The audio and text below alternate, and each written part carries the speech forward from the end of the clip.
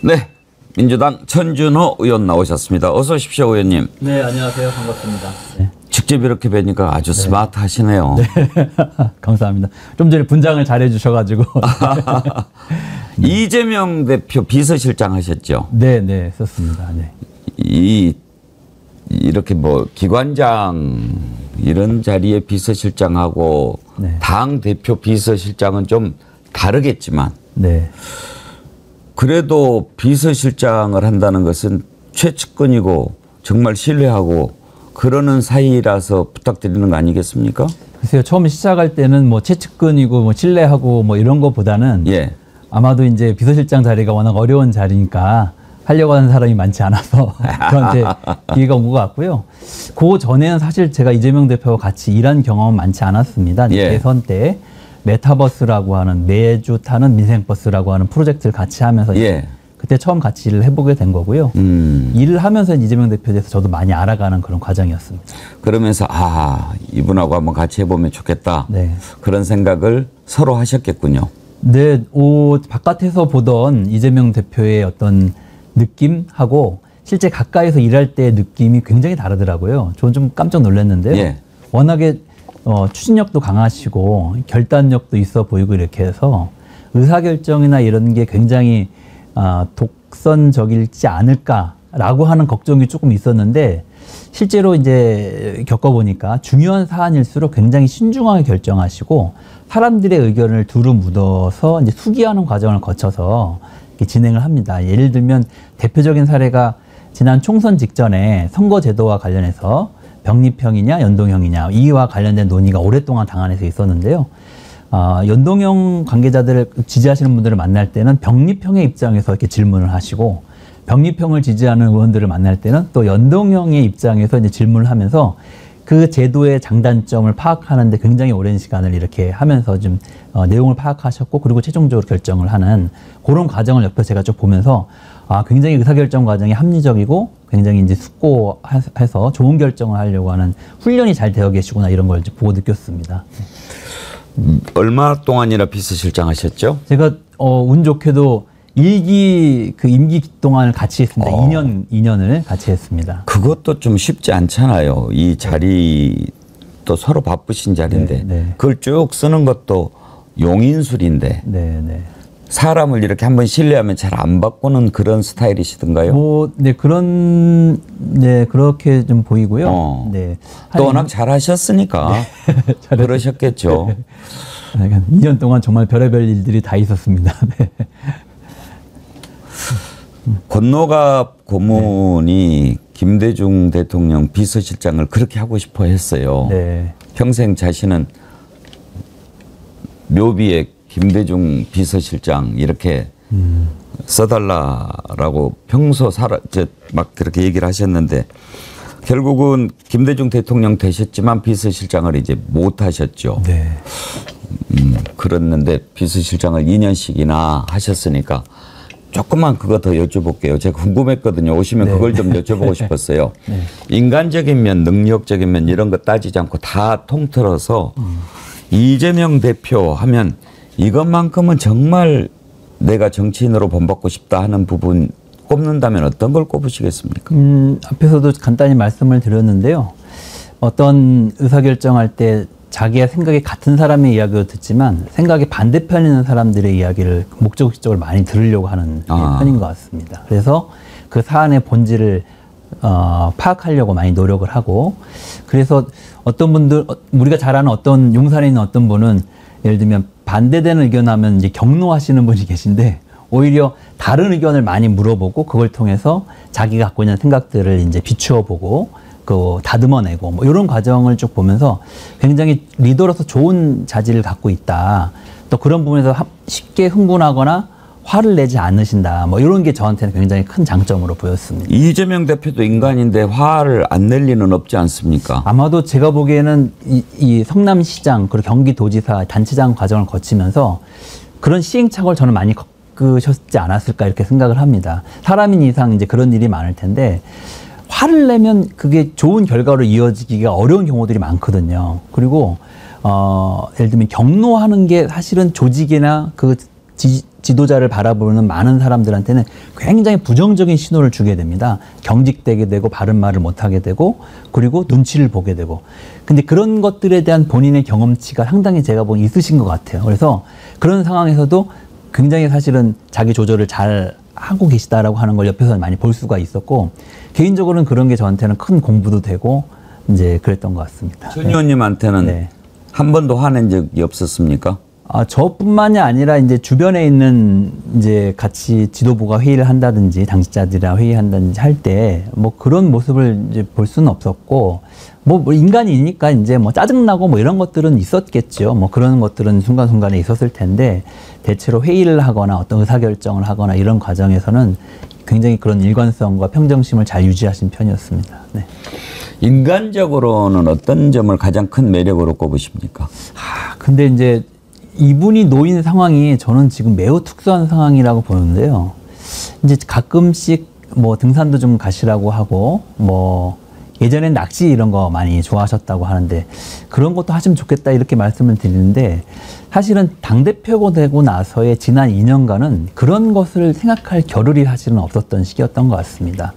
잘 아시겠지만 검찰이 6번이나 소환장을 보냈고, 그리고 5번 기소를 했고, 그런 과정에서 4개의 재판이 지금 만들어져 돌아가고 있는 거 아닙니까? 그게 다 당대표 이후에 그 일 벌어진 일들입니다.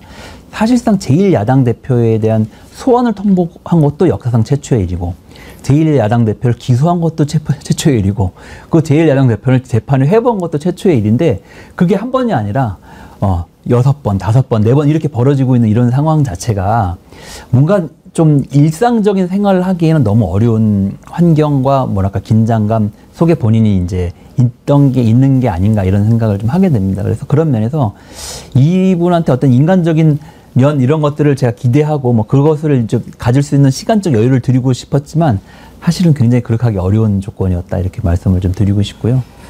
우리가 뭐 예전에 그런 적 있었습니다. 이제 목에 그때 칼을 맞은 적 있었지 않습니까? 네. 부산에 갔을 때 사실은 생사를 이렇게 막 그 다툴 때고, 정말로 이제 조금만 더 깊이 칼 1mm만 더 들어갔으면 그 자리에서 사실은 목숨을 잃을 수도 있는 그런 절박한 상황이었는데요. 인간적인 면을 굳이 말씀하시니까 병원에 응급실에 갔을 때 아내한테 먼저 전화해서 괜찮다고 전달해달라고 하는 얘기 하셨던 거 보면서 인간적인 모습을 거기서 이제 볼 수 있었습니다. 네. 그렇죠. 제일 걱정하는 분이 가족인데. 예. 알겠습니다. 이재명 대표 비서실장을 하셔서 인간적인 면모 가까이서 보신 거 어땠을까 좀 궁금해서 몇 가지 여쭤봤습니다. 사실 요즘 뭐 프레임 얘기하는데, 저는 지금 이 시대에 가장 잘못된 프레임이 바로 이재명 사법 리스크라고 하는 그 프레임이라고 생각합니다. 끄떡하면 그냥 사법 리스크 얘기하는데 모든 문제를 다 그냥 그 프레임으로 갖고 가버리지 않습니까? 그래서 현재 대한민국 정치의 가장 나쁜 프레임이다라고 생각하는데, 그 프레임 여부를 떠나서 이제 당장 지금 몇 가지 재판들이 있고 그렇잖아요. 당 내에서 혹시라도 안 좋은 결과가 나올 때 우리가 어떻게 해야 될까 하는 그런 뭐 논의들은 좀 있습니까? 글쎄요, 지금 당 안에서는 그 검찰의 정치 탄압이라고 저희는 이제 보고 있는데요. 그게 지난 2년 동안 사실은 굉장히 많이 어떻게 보면 훈련이 됐다고 할까요?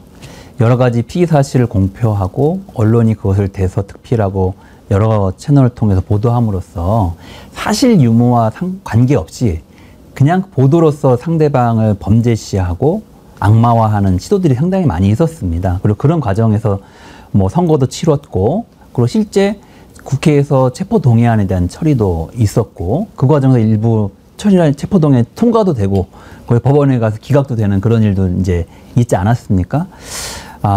뭐 이런 과정을 보면서 상당히 검찰이 어떤 형태로 이재명 대표를 이렇게 공격해 왔는지, 실제로 나중에 최종적인 유무죄가 목적이 아니라 이 과정 자체가 목적이다. 그래서 악마화하고 일주일에 지금 재판을 4개씩 회부를 하고 있는데, 사실상의 법정의 대표를, 이재명 대표를 연금시켜서 일상적 활동을 못하게 하는, 그래서 고통을 주고 활동을 방해하는 이런 의도를 갖고 있다라고 저희가 이제 보고 있습니다.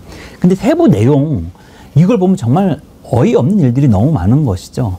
한 번은 불발에 그치는 사안이 있었는데 뭐 다 아시는 얘기입니다. 이재명 대표의 변호사비를 쌍방울 회장이 이제 대납해줬다라고 해서 거의 한 일주일 동안 모든 방송이 떠들었고, 그분이 그 김성태 회장이 이제 국내로 들어올 때 공항에 뭐 생중계도 하고 막 이랬었거든요. 근데 변호사비 대납 사건 지금 아무것도 없지 않습니까? 근데 그때 그것을 마치 기정사실인 것처럼 보도했던 수많은 언론들 지금 한마디도 사과 안 하고 있거든요. 뭐 이런 것들을 사실 많이 겪었습니다. 지금 최근에 이제 오늘 이제 선거법과 관련된 결심 공판이 있습니다. 아마 검찰이 구형을 하게 되고 이재명 대표는 최후 진술을, 최후 이제 변론을 이제 하시게 될 텐데, 이 사안도 통상적으로는 허위 사실을 이야기해야만 이게 기소가 되는 사안입니다. 근데 허위 사실을 이야기한 것이 아니고 인식, 내가 기억이 나지 않는다라고 하는 인식을 이야기한 것이거든요. 이것을 허위 사실이라고 하면서 선거법으로 기소하는 것은 이 자체가 법리에 맞지 않는다라고 저희는 이제 보고 있습니다. 그렇기 때문에 재판부가 현명한 판단을 하실 거라고 생각을 하고 있습니다. 예. 정말 이제는 하도 지긋지긋해서 네. 더 이상 프레임이 먹혀들지 않는 그런 단계까지 왔다고 네, 그렇습니다. 생각하는 국민들이 많이 있습니다. 네, 네. 예. 또 이번에 보니까 당에서 서울의 봄 네. 얘기가 많이 나오더라고요. 네. 서울의 봄 팀을 만들었다고 김민석 최고위원이 얘기하던데, 네. 지금 이제 계엄 관련해 가지고는 지난번에 저희가 김병주 최고위원도 모시고 얘기도 들어보고 또 관련된 얘기들을 들어봤는데, 일단 근거가 확실하게 뭐 이렇게 뭐 문건이 드러나거나 증언이 있거나 그런 거는 아닌데, 여러 가지 정황상 계엄을 준비하는 것 같아 뭐 이렇게 보이기는 합니다만, 서울의 봄 팀을 만들었다 하는 것은 당에서는 아직은 국민들한테 얘기하지 못했지만 더 확실한 근거가 있는 겁니까? 글쎄요, 뭐 일단 정황이 있고 그리고 선례가 있지 않습니까? 2016년도에 그때도 계엄 가능성에 대한 이야기를 언급을 했는데, 그때 여당하고 뭐 정부에서 굉장히 사실은 강하게 반발하고 뭐 규탄도 하고 막 이렇게 했었는데, 실제로 나중에 확인해 보니까 사실로 드러난 거 아닙니까? 개헌 대비 문건이라는 네. 게 만들어졌고 아주 구체적인 내용으로 촛불 시민들을 탱크로 진압하게 했다는 계획까지, 이제 또 어떤 절차로 계엄을 선포하는지까지를 잘 준비하는 문건이 작성되는 사례가 있었습니다. 선례가 있는 겁니다. 실제로 계엄 준비가 있었다고 하는. 그리고 또 하나 있는 게 이제 제보가 이제 최근에 있는 겁니다. 그 제보와 관련해서 제가 직접 받지는 않았지만 아마 이제 그 제보들을 접하시는 분들을 중심으로 해서 서울의 봄 팀을 이제 만드신 게 아닌가 저는 생각을 하고, 구체적인 실체에 대해서는 저도 잘 모르고 있습니다. 다만 그런 가능성에 대한 충분한 대비, 그리고 대비를 통해서 혹시라도 있을지 모를 상황에 대한 경고를 주는 게 목적이지 않을까 이렇게 생각을 하고, 그래서 계속 이야기하고 있는 것으로 보여집니다.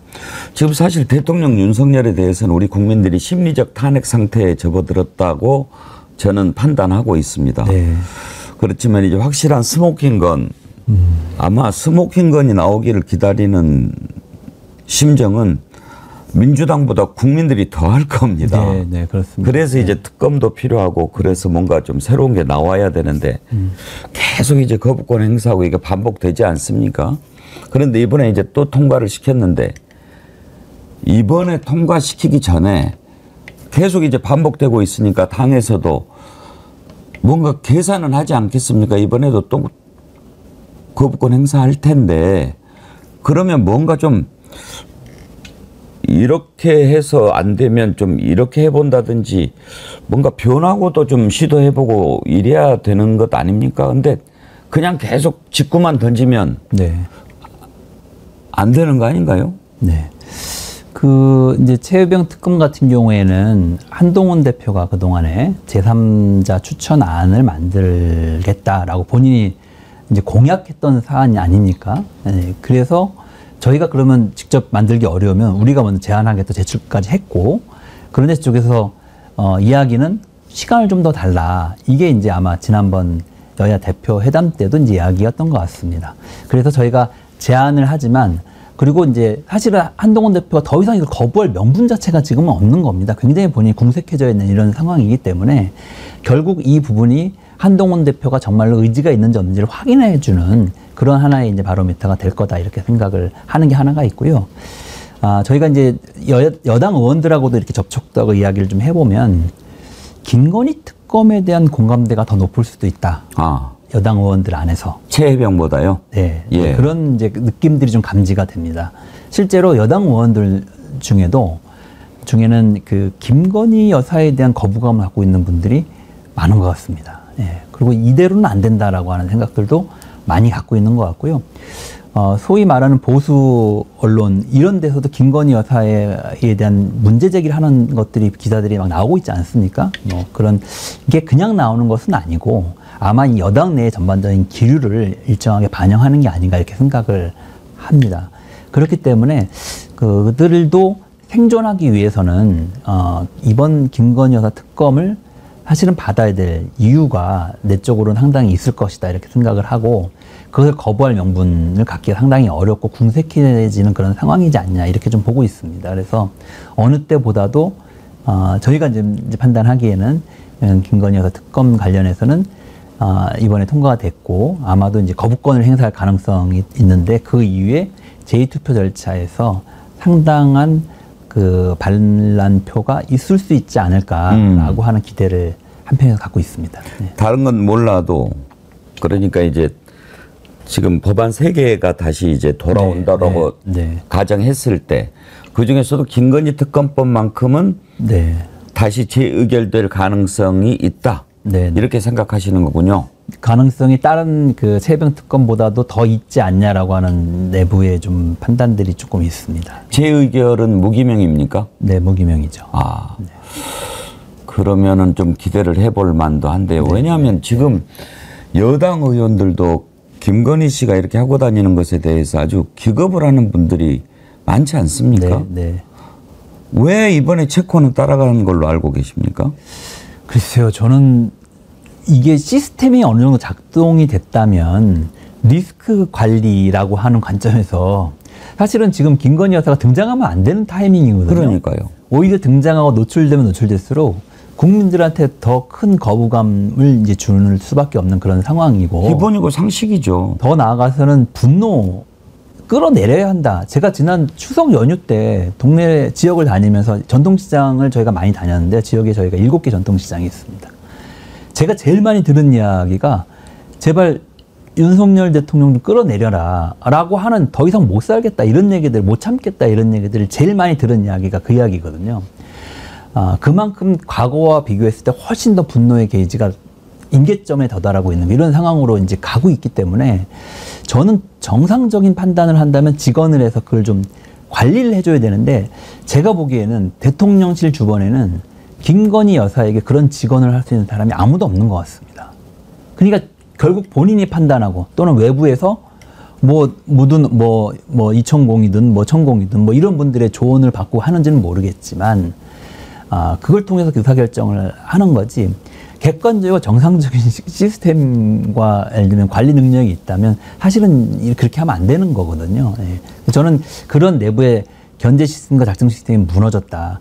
그래서 정말 걱정인 겁니다. 이 상태로 놔두면 이 나라가 어떻게 망가질지 모르는 상황으로 가고 있고 이미 그렇게 될지 모르고 또 어떤 일이 벌어질지 모르기 때문에 그 걱정이 정말 굉장히 심각하게 드는 것 같습니다. 아마 정부 여당에서도 더 망가지면 나중에 회복이 어렵지 않겠냐, 보수의 괴멸이 오지 않겠냐라고 하는 걱정들이 좀 있을 겁니다. 이제 그럼 회복하기가 쉽지 않거든요. 물론 선거가 당장에 있지는 않기 때문에 그런 부분에 대해서 버틸만 하다 이렇게 판단을 할 수 있을지 모르겠어요. 근데 그게 그렇게 쉽지 않을 겁니다. 이 후유증이라고 하는 게 상당히 오래 갈 거고 보수가 다시 일어나지 못할 정도의 괴멸적 타격을 입을 수도 있기 때문에 일정하게 그것을 어느 정도 수준에서 관리하려고 할 겁니다. 선거는 이미 충분히 진 거거든요. 지난번 총선 때. 저는 그런 부분들에 대한 내부의 상식과 견제가 작동될 시점이 됐다. 그래서 소위 말하는 조중동 같은 곳에서도 청와대나 대통령실과 김건희 여사에 대한 견제구들이 지금 계속 쏴지는 게 아닌가 이렇게 생각합니다. 법안을 통과해도 계속 거부권 행사하니까 정말 속상하고 그런데 한편으로는 좀 그런 생각도 듭니다. 법안 만들어서 보냈는데 그 거부권 행사에서 돌아오는 시기에 의혹이 또 하나 불거지고 갔다 오면 또 하나 불거지고 계속 김건희 특검해야 될 사안이 수정 정보판으로 쌓이지 않습니까? 그렇습니다. 네. 그러니까 그래 그 사이에 하나 더 늘어서 그것까지 붙여놓으면 그 법에 그 담아 있는 게 더 커지니까 그런 점은 유익이 될 수도 있겠다 그런 생각도 해봅니다만은 네. 이번에 지금 공천 개입이 지금 뉴스토마토 보도를 통해서 또 드러나지 않았습니까? 거의 사실이라고 믿고 계시죠? 네, 뭐 보도가 상당히 신빙성이 있고 이미 뭐 이준석 대표도 뭐 그런 논의가 있었다. 그리고 공천 순번에 대한 지금 엇갈린 이야기, 그리고 공천을 누가 먼저 제안했느냐에 대한 엇갈림만 있지, 결과적으로 그런 논의가 있었고, 그런 검토가 있었고, 그런 사실에 대한 확인 과정이 있었다고 하는 것, 공천 개입에 대한 것을 밝히고 그것으로 어쨌든 공천을 줄 건지 비례로 김영선 의원에 대해서 이런 논의들이 있었다고 하는 것, 기자회견 준비됐다고 하는 것은 다 사실로 밝혀지고 있는 거 아닙니까? 그러니까 이게 자체는 사실이라고 이제 봐야 되는데, 이게 어느 정도 수준까지 그것을 입증할 수 있는 물증이 확보되어 있느냐라는 것이 앞으로 이제 관건이 될 것 같습니다. 제가 보기엔 갖고 있는 분들이 있으신 것 같거든요. 그 주고받은 문자라든지 카카오톡 뭐 내용이라든지 뭐 이런 것들을, 그것이 이제 드러나게 되면 상당히 이것은 새로운 국면으로 가게 되지 않을까 이런 생각을 하게 되고, 이준석 대표가 그걸 갖고 있다면 빨리 공개해야 합니다. 예. 그거 만약에 이제 계속 감추고 그걸 통해서 어떤 다른 뭔가를 노리고 계신지는 모르겠는데, 국민들이 의혹을 갖지 않도록 갖고 계신 게 있다면 빨리 공개하셔야 되지 않을까 싶습니다. 네. 민주당에도 그런 것과 관련한 제보가 많이 들어옵니까? 뭐 이제 정황 제보 뭐 이런 것인데요. 구체적인 물증으로 저희가 이제 확인되고 있는 것은 아직은 없는 상태입니다. 네. 사실 지금 뭐 그걸 가지고 비례대표 1번을 달라 개혁신당이 요구를 했다. 이건 사실 저희들의 큰 관심사가 아니고, 그 전에 김건희가 당신 기매로 옮겨라 뭐 이렇게 했다는 사실 자체가 가장 큰 관심사 아닙니까? 네, 네. 그렇다면 공천 개입이 되니까요. 공천 개입만 되는 것이 아니고요. 그 지원을 하겠다라고 이야기를 했습니다. 공약으로. 예. 그리고 실제로 총선을 앞두고 윤석열 대통령이 민생 토론회를 전국을 다녔는데요. 그 당시에도 그 자체만 놓고도 사실상 선거 개입이다라고 하는 비판 여론이 상당히 있었거든요.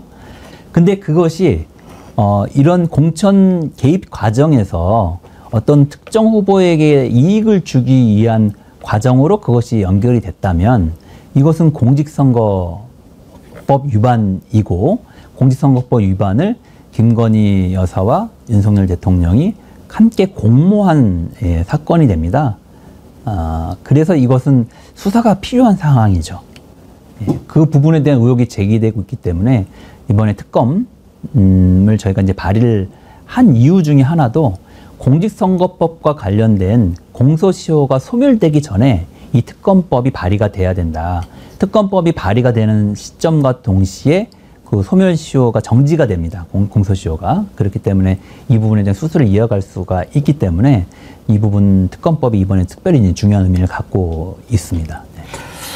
오늘 이렇게 차분하게 다 말씀을 해주셔서 정말 감사드리고요. 네. 지금 당에서 주요한 자리를 맡고 계시잖아요. 네. 전략기획위원장이시죠. 네네.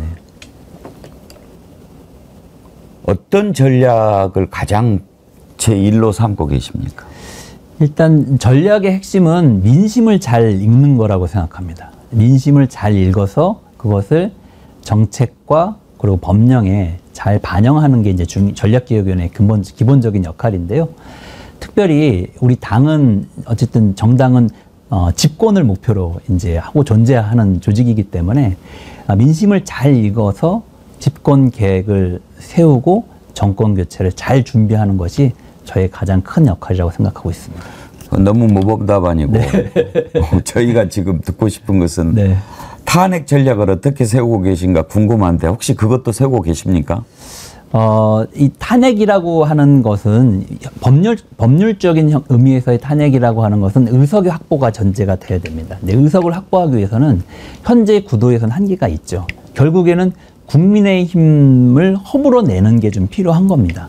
그래서 지난번에 여러 때로는 국민의힘과 대화도 필요하고 공통 분모도 발견을 해야 되고 협력할 수 있는 부분은 협력하면 접점도 마련해야 되는 겁니다. 그래서 모든 것을 국민의힘과 적대적 관계로만 있어야 될 이유는 없다. 필요하다면 때로는 그런 접점이 유의미한 측면도 있다라는 것을 항상 저희가 염두에 두고 있습니다. 그래서 그런 것들도 이제 중요하다고 생각을 하고, 하지만 제일 중요한 것은 민심이라고 생각하거든요.